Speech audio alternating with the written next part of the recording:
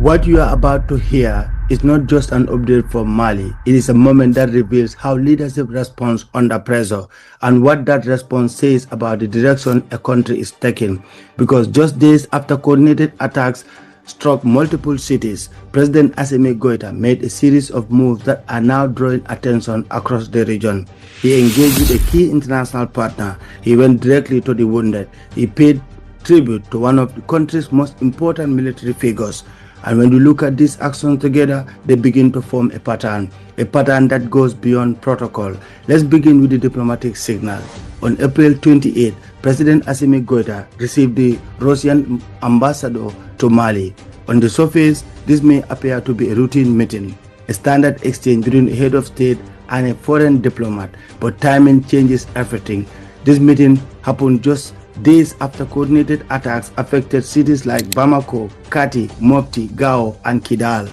Moments like this are not neutral, they are sensitive, they are watched closely, and every interaction carries meaning. During the meeting, both sides discussed the current situation, and more importantly, they reaffirmed their partnership. The Russian ambassador expressed continued support for Mali. He emphasized cooperation in the fight against terrorism. He highlighted ongoing joint effort between Malian and Russian forces. Now pause for a moment, because this is where context matters. In times of crisis, partnerships are tested, not just in words, but in consistency, in presence, in clarity.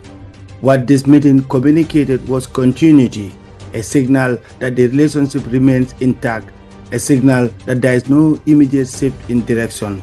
And in geopolitics, that kind of signal carries weight, because alliances are not only about strategy, they are also about perception. They shape how others interpret a situation. They influence expectations. They affect decisions made beyond the immediate moment. So this meeting was not just diplomatic, it was strategic. It was a way of saying the current path remains unchanged, but diplomacy is only one layer, because what followed next shifted the focus entirely from international alignment to human impact. President Goïta visited the wounded, not just from a distance, not through statements, but physically.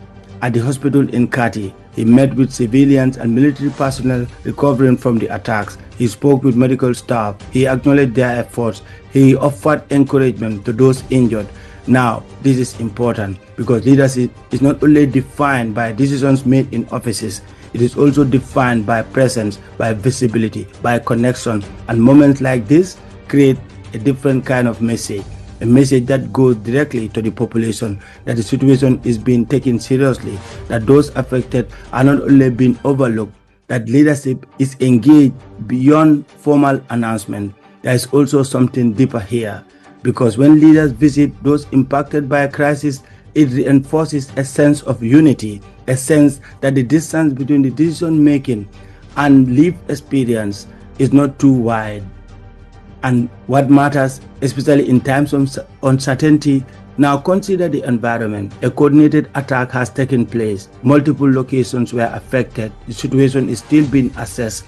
And in that moment, visibility becomes a tool for reassurance, a tool for stability, because uncertainty creates questions and presence helps to answer them.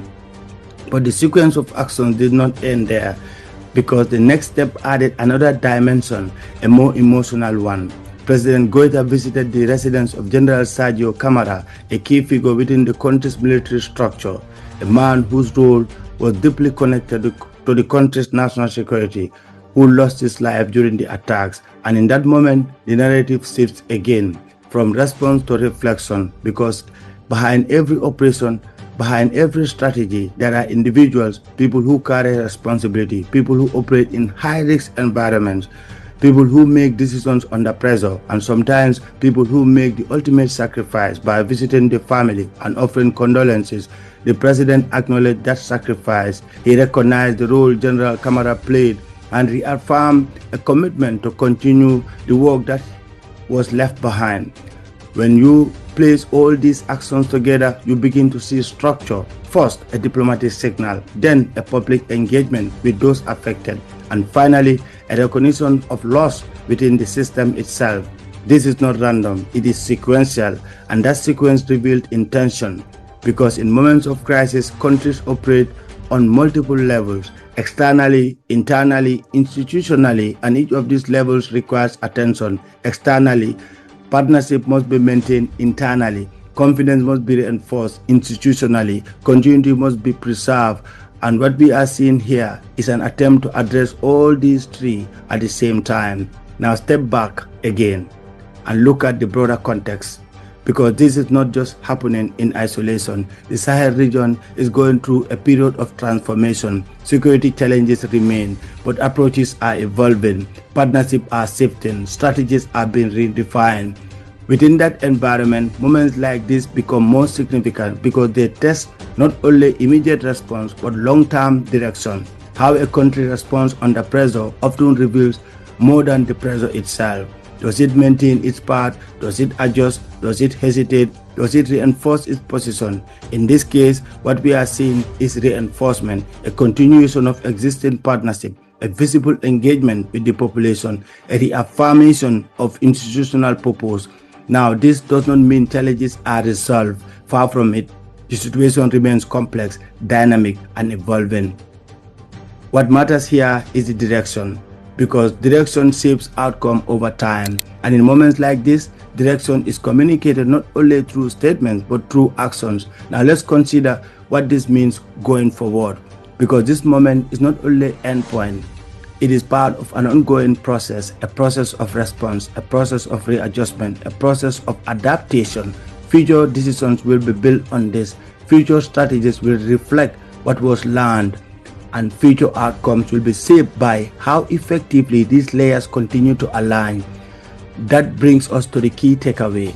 This was not just a series of events, it was a coordinated response to a coordinated challenge, a response that operated across diplomacy, public engagement, and institutional continuity. That kind of response tells us something important, that systems are not static, that they are active, they evolve, they react, they adapt under pressure. And when they do, every action becomes part of a larger story, a story about direction, a story about resilience, and a story about how nations navigate complex moments.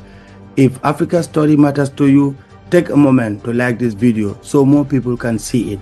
Subscribe to Voice of Africa for clear, balanced, and in-depth analysis. Tell me in the comments, in these moments like this, what matters more, strong leadership or strong system? Because in reality, it often takes both working together.